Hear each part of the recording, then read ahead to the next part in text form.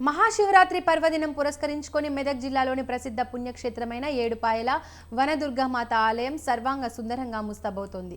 3 రోజులలో మొదటి రోజు 26న మహాశివరాత్రి జాతరలో ప్రధాన ఘట్టమైన, రెండో రోజు 27న బండ్లు తిరుగుట, మూడో రోజు 28న రథోత్సవాన్ని నిర్వహించనున్నారు.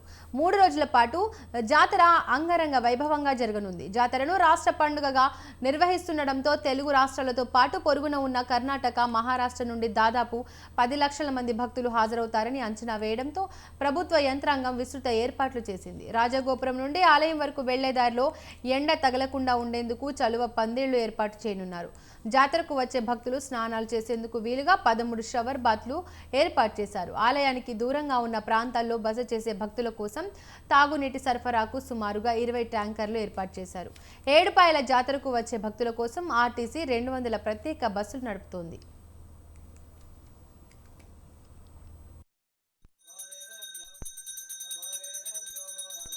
ఏడుపాయల దుర్గా భవాని అమ్మవారి దర్శనం కోసం ఈరోజు వచ్చాము. అమ్మవారి ఉత్సవాలు 26, 27, 28 జరగనున్నాయి. ఉత్సవాలకు సంబంధించి కూడా జాతర ఏర్పాట్లన్నీ కూడా ఇక్కడ చూసుకోవడం జరిగింది.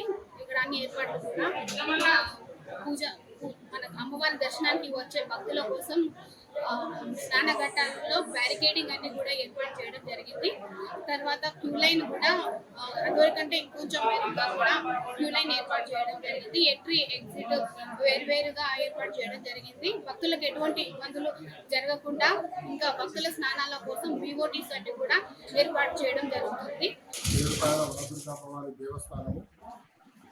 మహాశివరాత్రి జాతర అత్యంత వైభవంగా నిర్వహించబడుతుంది.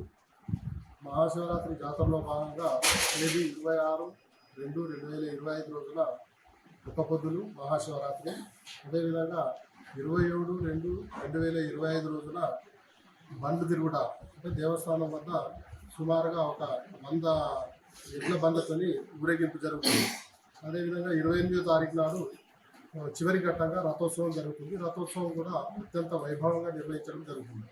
ఇటు 3 రోజుల కార్యక్రమానికి భారతదేశంలో ఉన్నటువంటి నలుమూలల నుంచి సుమారుగా 4-5 రాష్ట్రాల నుంచి, ఆంధ్రప్రదేశ్, తెలంగాణ, మహారాష్ట్ర, కర్ణాటక రాష్ట్రాల నుంచి కూడా లక్షలాది మందిగా